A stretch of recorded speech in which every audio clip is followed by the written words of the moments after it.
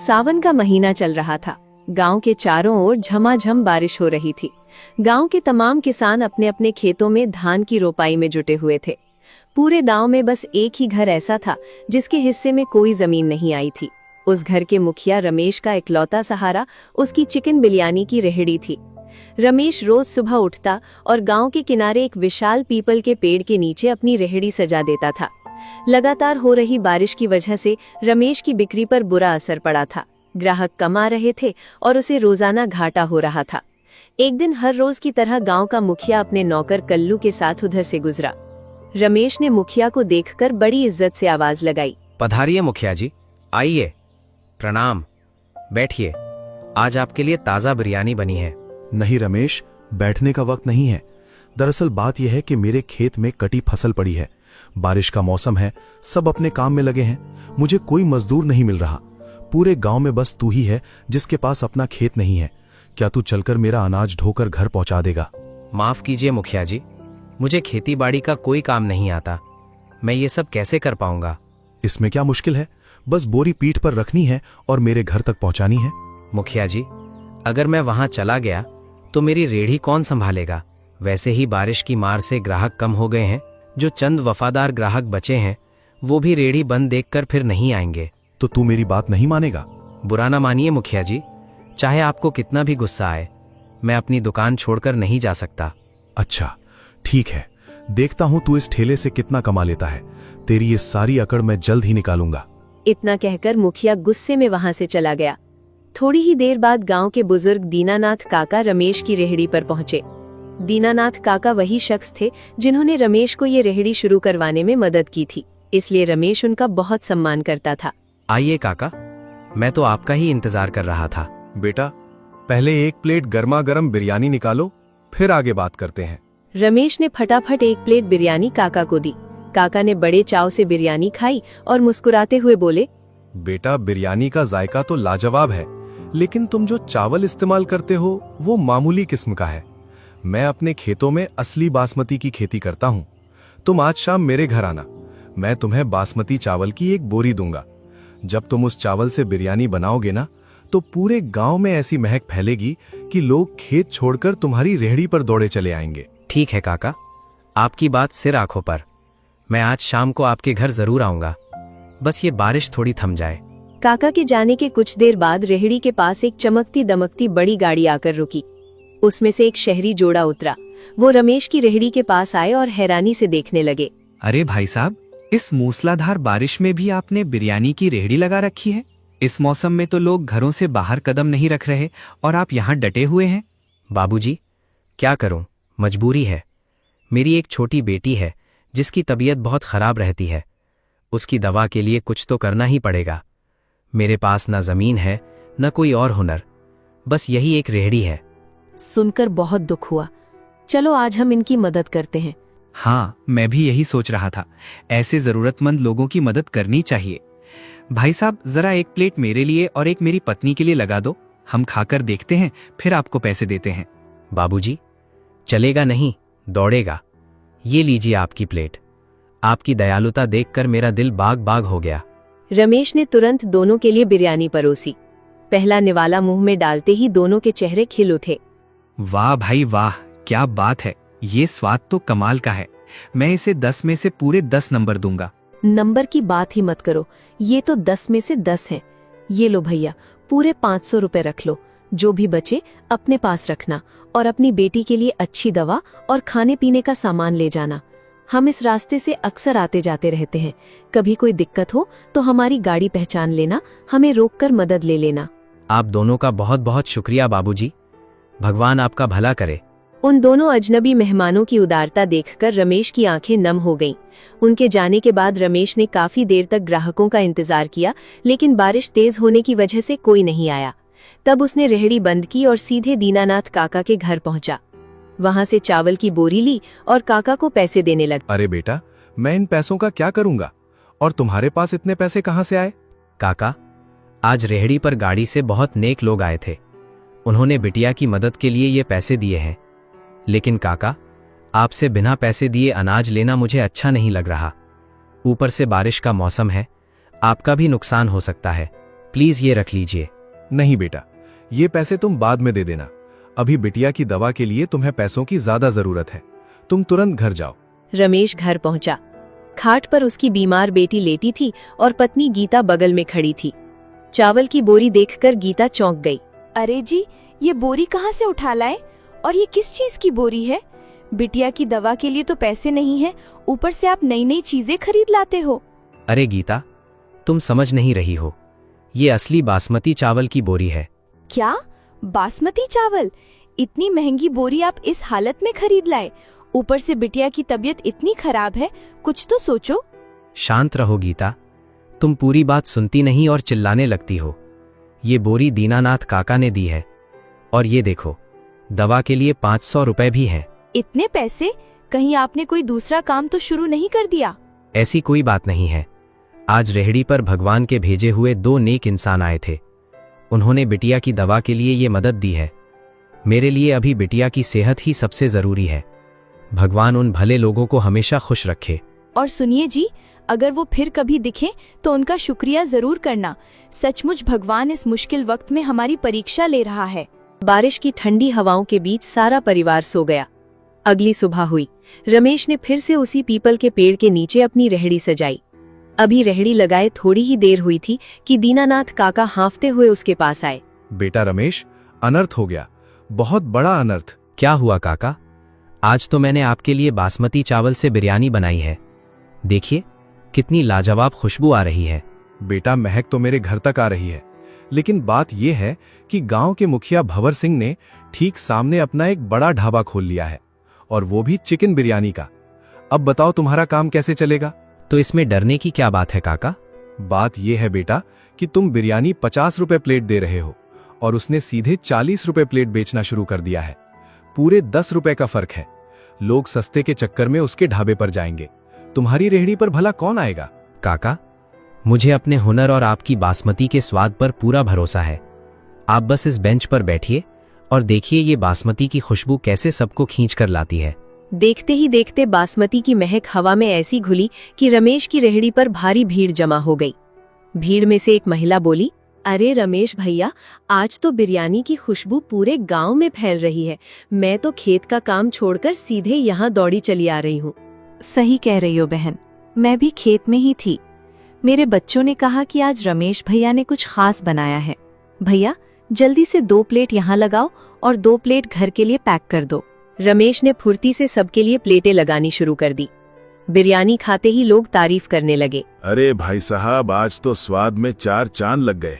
चावल का एक एक दाना खिला हुआ है और चिकन भी इतना मुलायम है कि मुंह में जाते ही घुल रहा है। ये सब दीनानाथ काका की देन है। ये उन्हीं के खेतों का बासमती चावल है। देखते ही देखते रमेश की सारी बिरयानी बिक गई और वो खुशी खुशी घर लौट गया। उधर मुखिया भंवर सिंह अपने आलिशान ढाबे पर नौकर कल्लू के साथ खड़ा था। एक भी ग्राहक नहीं आया था। वो गुस्से से लाल पीला हो रहा था। सुन कल्लू, तुझे क्या लगता है ये गांव वाले मेरे ढाबे पर क्यों नहीं आ रहे? मैंने तो दाम भी 10 रुपए कम रखे थे। मालिक, जो आदमी 10 साल से यहाँ ईमानदारी से दुकान लगा रहा है, आप अचानक ढाबा खोलकर और सिर्फ 10 रुपए सस्ता करके उसके ग्राहक नहीं तोड़ सकते। तो फिर तू ही बता, कैसे टूटेंगे उसके ग्राहक? कोई तरकीब है तेरे पास? पर ध्यान रखना, कोई बेकार की बात मत बोलना, वरना डांट पड़ेगी। मालिक, डांटिएगा नहीं, मेरे पास एक जबरदस्त आइडिया है। अगर आप अपनी बिरयानी का दाम आधे से भी कम कर दें, यानी सिर्फ 20 रुपए प्लेट, तब देखिए कैसे लोग रमेश की रेहड़ी छोड़कर आपके ढाबे पर टूट पड़ते हैं। मूर्ख, इस महंगाई में 20 रुपए प्लेट बेचूंगा तो मेरा घर बिक जाएगा। इतना सस्ता माल मैं कहां से लाऊंगा? इससे अच्छा तो मैं ढाबा ही बंद कर दूं। अरे मालिक, दिमाग लगाइए। चावल हम अपने घर का पुराना वाला इस्तेमाल करेंगे जो गोदाम में पड़ा है। और रही बात चिकन की, तो मेरा एक दोस्त है करीम, उसकी दुकान पर जो घटिया या बचा हुआ माल होता है वो मैं कौड़ियों के दाम पर उठा लाऊंगा। किसी को कानो कान खबर नहीं होगी। वाह कल्लू, आज तूने पहली बार दिमाग की बात की। चल ठीक है, आज का घाटा तो मैं सह गया, पर कल मैं उस रमेश का धंधा चौपट करके रहूंगा। कल सुबह जल्दी जाकर करीम से माल ले आना। कल उसकी सारी हेकड़ी निकाल दूं। अगली सुबह हुई। रमेश ने रोज की तरह पीपल के नीचे अपनी रेहड़ी लगाई। उधर मुखिया भंवर सिंह ने भी अपना ढाबा खोल लिया और कल्लू के साथ जोर जोर से आवाजें लगाने लगा। आइए गांव वालों, आइए, महासेल लग गई। मात्र 20 रुपए प्लेट में गर्मा गर्म चिकन बिरयानी। लूट लो भाई, लूट लो। हाँ भाइयों और बहनों, इतनी सस्ती बिरयानी पूरे जिले में कहीं नहीं मिलेगी। मुखिया जी तो समझो मुफ्त में खिला रहे हैं। जब तक पेट न भरे खाते जाओ। 20 रुपए का नाम सुनते ही गांव के लोगों की भारी भीड़ भंवर सिंह के ढाबे पर उमड़ पड़ी। उधर बेचारा रमेश अकेला खड़ा था। उसकी रेहड़ी पर एक भी ग्राहक नहीं आ रहा था। वो उदास बैठा इंतजार कर ही रहा था कि गांव की एक बूढ़ी दादी उसके पास आई। रमेश बेटा, तू अब अपनी ये रेहड़ी बंद कर दे। ये क्या कह रही हो दादी? मैं अपनी रेहड़ी बंद कर दूं? पर क्यों? ऐसी क्या बात हो गई? बेटा, रेहड़ी बंद करने में ही तेरी भलाई है। गांव के मुखिया भंवर सिंह ने 20 रुपए प्लेट में बिरयानी बेचनी शुरू कर दी है। वो पीस भी अच्छे दे रहा है और मात्रा भी पूरी है। सब लोग वहीं जा रहे हैं। दादी, ऐसा कैसे हो सकता है? 20 रुपए में तो बिरयानी की लागत भी नहीं निकलती। मुझे पूरा यकीन है कि दाल में कुछ काला है। लोग सस्ते के चक्कर में अपनी सेहत से खिलवाड़ कर रहे हैं। बेटा, गांव का मुखिया बड़ा आदमी है, कोई उसके खिलाफ नहीं बोलेगा। पर अगर तुझे कोई शक है तो हम सब आज शाम को पुराने बरगद के पेड़ के नीचे इकट्ठा होंगे, तो वहां आना। हम इस बात पर पंचायत में चर्चा करेंगे। ठीक है दादी, मैं शाम को जरूर आऊंगा। पूरे दिन रमेश का भारी नुकसान हुआ। एक भी बिरयानी नहीं बिकी। वो उदास मन से शाम को पंचायत की तरफ चल दिया। उधर मुखिया का सारा माल बिक चुका था और वो बहुत खुश था। कल्लू, तेरा आइडिया तो सचमुच कमाल कर गया, पर क्या तुझे लगता है कि ये खेल ज्यादा दिन चल पाएगा? मालिक, दौड़ेगा बिल्कुल। ये गांव के लोग हैं, सस्ता देखते ही भूल जाते हैं कि माल कैसा है। इन्हें बस कम पैसों में पेट भरने से मतलब है। शाम को पुराने बरगद के नीचे गांव वाले जमा हो चुके थे। रमेश भी वहां पहुंचा और उसने सबके सामने अपनी बात रखी। सुनो गांव वालों, मैं यहाँ किसी जलन की वजह से नहीं आया हूँ।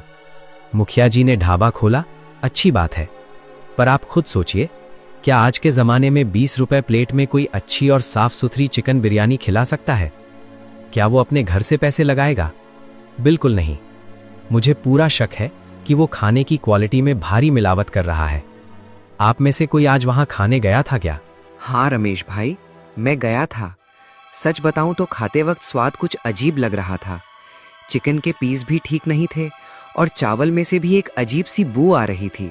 देखिए भाइयों, अब मेरा शक यकीन में बदल रहा है। वो पैसों के लालच में हमारी सेहत से खिलवाड़ कर रहे हैं। मेरी बात मानिए, कल सुबह हम सब मिलकर फूड इंस्पेक्टर को बुलाएंगे और उनके ढाबे के खाने की जांच करवाएंगे। अगर उनका खाना सही निकला तो मैं रमेश अपनी रेहड़ी हमेशा के लिए बंद कर दूंगा और आप सब के साथ खेतों में मजदूरी करूंगा। लेकिन अगर वो गलत निकला तो उन्हें सजा मिलनी चाहिए। अगली सुबह हुई। वादे के मुताबिक रमेश, गांव वाले और फूड इंस्पेक्टर मुखिया भंवर सिंह के ढाबे कर पहुंचे। इंस्पेक्टर को अचानक देखकर मुखिया और कल्लू सकपका गए, लेकिन मुखिया ने तुरंत खुद को संभाल लिया। क्यों भंवर सिंह, गांव वालों का कहना है कि तुम सस्ते के चक्कर में इन्हें मिलावटी चावल और खराब क्वालिटी का मांस खिला रहे हो। क्या ये सच है? अरे साहब, आप ये क्या कह रहे हैं? भला मैं ऐसी गलती क्यों करूंगा? गांव वालों से मेरी क्या दुश्मनी? मैं तो बस जन सेवा के लिए इतने कम दाम में खाना खिला रहा हूं। देखो भंवर, गांव वाले ने शिकायत की है और रमेश ने शर्त रखी है कि अगर तुम्हारी बिरयानी में कोई मिलावट मिली तो वो अपनी रेहड़ी हमेशा के लिए बंद कर देगा। ठीक है साहब, अगर ऐसी बात है तो आप मेरी बिरयानी की जांच इसी वक्त कर लीजिए। अगर इसमें जरा भी मिलावट या खराब चिकन मिला तो मैं अपनी मूंछें मुड़वा दूंगा और ढाबा हमेशा के लिए बंद कर दूंगा। इंस्पेक्टर ने तुरंत काउंटर पर जाकर बिरयानी के सैंपल की बारीकी से जांच की। रमेश और गांव वाले उत्सुकता से देखने लगे। कुछ ही देर में इंस्पेक्टर का चेहरा सामान्य हो गया। रमेश, तुम खुद देख लो, इस बिरयानी में कोई मिलावट नहीं है। चावल भी ठीक है और चिकन भी पूरी तरह साफ सुथरा और ताज़ा है। तुम्हारी शिकायत गलत निकली। ये सुनते ही रमेश के पैरों तले जमीन खिसक गई। गांव वाले रमेश पर भड़क उठे और उसे भला बुरा कहने लगे। अरे रमेश, तू तो बड़ा ईमानदार बनता था। मुखिया जी की तरक्की देखकर तुझे जलन होने लगी। अपनी शर्त के चक्कर में तूने एक भले आदमी पर झूठा इल्जाम लगा दिया। गांव वाले मुखिया से माफी मांगते हैं और रमेश की आलोचना करते हैं। रमेश पूरी तरह शर्मिंदा और बेबस होकर सिर झुकाए अपने घर की तरफ निकल जाता है। घर पहुंचकर वो उदास बैठ जाता है। क्या हुआ जी, आप इतने उदास क्यों हैं? पंचायत और इंस्पेक्टर का क्या हुआ? गीता, आज मुझसे बहुत बड़ी गलती हो गई। मुखिया 20 रुपए प्लेट बिरयानी बेच रहा था तो मुझे लगा कि वो लोगों की सेहत से खिलवाड़ कर रहा है। मैं इंस्पेक्टर को लेकर उसके ढाबे पर गया था, पर पता नहीं कैसे मुखिया को पहले ही भनक लग गई और उसने आज सारी बिरयानी एकदम सही बनाई थी। तो फिर क्या हुआ? मैं गांव वालों के सामने अपनी शर्त हार गया हूं गीता। अब मैं कभी रेहड़ी नहीं खोलूंगा। मैं गांव के जमींदार के खेतों में मजदूरी करने जा रहा हूं। अब जो भी रूखा सूखा मिलेगा उसी से गुजारा करना होगा। रमेश भारी मन से काम की तलाश में जमींदार के खेत की तरफ निकल जाता है। उधर मुखिया के ढाबे पर सारे ग्राहक खा पीकर जा चुके थे। सिर्फ किशन नाम का वही लड़का वहां रुका हुआ था जिसने रमेश को मुखिया की बिरयानी के बारे में बताया था। किशन धीरे से मुखिया के पास गया। मुखिया जी, आपका तो काम हो गया। आपकी इज्जत भी बच गई और उस रमेश की रेहड़ी भी बंद हो गई। अब तो मेरे वादे के पैसे दे दो। अरे किशन, सचमुच आज तूने मेरी लाज बचा ली। अगर कल रात तूने चुपके से मेरे घर आकर ये न बताया होता कि रमेश इंस्पेक्टर लाने वाला है तो आज मैं सचमुच फंस जाता, क्योंकि कल तो मैंने सचमुच घटिया माल मंगवाया था। लेकिन तेरी खबर की वजह से मैंने रातों रात सारा माल बदलवाकर अच्छा चिकन रखवा दिया। तो फिर देर किस बात की मुखिया जी, लाओ मेरे पैसे। अरे किशन, पैसे आज नहीं है मेरे पास, कल आकर ले जाना। ये क्या बात हुई मुखिया जी? आपने रात को वादा किया था। मुझे पैसे आज और अभी चाहिए। अगर आप मुकर गए तो मैं सीधे पुलिस के पास जाऊंगा और सच बता दूंगा कि आपने कल रात क्या प्लानिंग की थी। अच्छा, पुलिस के पास जाएगा? तो सुन, अगर मैं फंसा तो रिश्वत देने और साजिश रचने के जुर्म में तुझे भी अपने साथ जेल ले जाऊंगा। सोच ले, अब यहां से निकल, पैसे कल मिलेंगे। किशन अंदर ही अंदर बहुत डर गया और उसे अपनी गलती पर भारी पछतावा हुआ। वो समझ गया कि मुखिया ने उसका इस्तेमाल किया है। वो तुरंत वहां से भागा और रमेश के घर पहुंचा। वहां गीता मिली और बताया कि रमेश जमींदार के खेत पर काम करने गया है। किशन दौड़ता हुआ सीधे खेत पर पहुंचा जहां रमेश पसीना बहा रहा था। भाई, मुझे माफ कर दो, मुझसे बहुत बड़ा पाप हो गया है। अरे किशन, क्या हुआ? तुम यहाँ क्यों आए और माफी क्यों मांग रहे हो? भाई, कल रात जब पंचायत खत्म हुई तो लालच में आकर मैंने चुपके से मुखिया के घर जाकर उसे बता दिया कि आप सुबह इंस्पेक्टर लाने वाले हो। मुखिया ने मुझे मोटी रकम का वादा किया था, इसीलिए उसने आज सुबह अच्छा खाना बनाया और आप अपनी शर्त हार गए। लेकिन आज उसने मुझे पैसे देने से मना कर दिया और धमकी भी दी। तो ये बात थी। कोई बात नहीं किशन, तुमने वक्त रहते अपनी गलती मान ली और मुझे सच बता दिया। यही काफी है। अभी ज्यादा दिन नहीं बीते, हम मिलकर इस मुखिया का भंडाफोड़ जरूर करेंगे। बस अब तुम्हें मेरा साथ देना होगा। मैं हर तरह से आपका साथ देने को तैयार हूं रमेश भाई। उसने कहा है कि कल पैसे देगा। बस यही सही मौका है। कल जब वो तुम्हें रिश्वत के पैसे दे रहा होगा, हम पुलिस और इंस्पेक्टर को पहले से ही खबर करके वहां छुपा देंगे और उसे रंगे हाथों पकड़वा देंगे। तुम्हें डरने की जरूरत नहीं है। मैं इंस्पेक्टर साहब से कहकर तुम्हें बचा लूंगा, क्योंकि तुमने सच का साथ दिया है। किशन तसल्ली पाकर लौट आया और रमेश के दिमाग में मुखिया को बेनकाब करने की पूरी योजना तैयार हो गई। रात गुजरी और अगली सुबह हुई। किशन मुखिया के ढाबे पर पहुंचा। गांव वाले, रमेश और इंस्पेक्टर सब छिपकर ये सब देख और सुन रहे थे। मुखिया जी, आज तो मेरे वादे के पैसे दे दो। मेरी बिटिया की तबीयत बहुत खराब है। मुझे तुरंत शहर जाकर दवा लानी है। कुछ तो रहम करो मुखिया जी। आप ये समझो कि गांव में अभी किसी को कुछ पता नहीं चला। आगे भी जो खबर होगी मैं सबसे पहले आपको ही बताऊंगा। बस आज कुछ पैसे दे दो। अरे यार, बोला ना कि अभी हाथ तंग है। चलो ठीक है, बिटिया की बीमारी की बात है तो मैं थोड़े पैसे दे देता हूं, लेकिन याद रखना, गांव में कोई भी हलचल हो तो उसकी खबर सबसे पहले मेरे पास आनी चाहिए। और हां, सबसे बड़ी बात सुन, आज मैंने बिरयानी में फिर से वही पुराना कम लागत वाला खेल शुरू कर दिया है। अगर आज अच्छी कमाई हो गई तो शाम को तेरे पूरे पैसे चुका दूंगा। फिलहाल ये थोड़े पैसे पकड़। जैसे ही मुखिया ने जेब से पैसे निकालकर किशन के हाथ में थमाए, वैसे ही ढाबे के पीछे छिपकर सारी बात सुन रहे फूड इंस्पेक्टर रमेश ने आधमके। अचानक सबको अपने सामने देखकर मुखिया के होश उड़ गए। भंवर सिंह, अब तुझे कानून के शिकंजे से कोई नहीं बचा सकता। हमने तुझे रिश्वत देने, साजिश रचने और खाने में मिलावट करने की बात कबूल करते हुए रंगे हाथों पकड़ लिया है। मुखिया का चेहरा डर के मारे सफेद पड़ गया। वो कांपते हुए इंस्पेक्टर की तरफ देखने लगा। फिर इंस्पेक्टर किशन की तरफ मुड़े। और किशन, तुमने वक्त रहते अपनी गलती का पछतावा किया और सच का साथ देकर इस साजिश को रोकने में मदद की। कानूनन तुम्हें बहुत मामूली सजा होगी, लेकिन भंवर सिंह, तुमने पूरे गांव की सेहत से खिलवाड़ किया है। तुम्हें तो बहुत बड़ी सजा मिलेगी। किशन, नीच, तूने मुझे धोखा दिया। तुम जैसे धोखेबाज और लालची इंसान के साथ ऐसा ही होना चाहिए मुखिया जी। पुलिस इंस्पेक्टर तुरंत मुखिया भंवर सिंह और किशन को वहां से ले गए। गांव वाले रमेश से अपनी पिछली गलती के लिए माफी मांगने लगे और उसकी ईमानदारी की जमकर तारीफ करने लगे। दीनानाथ काका ने भी रमेश की पीठ थपथपाई और अगले ही पल रमेश बड़े गर्व और खुशी के साथ उसी पीपल के पेड़ के नीचे अपनी रेहड़ी फिर से सजाकर खड़ा हो